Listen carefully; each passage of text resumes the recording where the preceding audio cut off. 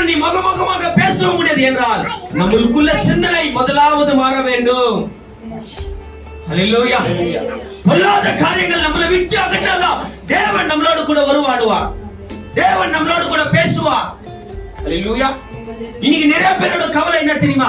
கர்த்தர் என்கிட்ட பேசல, தேவனுடைய பிரசன்னம் என்னால் அடைய முடியல, தேவனுடைய அபிஷேகத்தை நான் பெற்றுக்க முடியவில்லை என்றால் உன்னுடைய சிந்தனை மாறல. ஹல்லேலூயா. உன்னுடைய இருதயம் மாறல. ஆமென். தேவன் எப்படியாப்பட்டவர் தெரியுமா? தேவன் 24 மூப்பர்களும் 4 ஜீவராசிகளும் பரலோகத்தில் அவரை பரிசுத்தர் பரிசுத்தர் பரிசுத்தர் என்று துதித்துக் கொண்டிருக்கிறார்கள். ஹல்லேலூயா. ஏசாயா தீர்க்கதரிசி தேவாலயத்துக்கு போறதுக்கு முன்பதாகவே தேவன் சிங்காசனத்திலே அவர் வீற்றிருக்கிறார் என்று ஏசாயா 6ஆம் அதிகாரம் 5வது வசனம் சொல்லிக் கொண்டிருக்கிறார். ஹல்லேலூயா. கேராபீன்களும் சேராபீன்களும் கர்த்தரை என்ன துதித்துக் கொண்டிருக்கிறார்?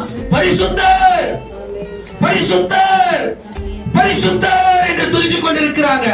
அவர் பரிசுத்தமுள்ள தேவன். அந்த பரிசுத்தமுள்ள தேவன் நம்மளை எப்படி துதிக்க வேண்டும், நம்ம எப்படி இருக்க வேண்டும், அதுதான் மார்க்ல சொன்னார்.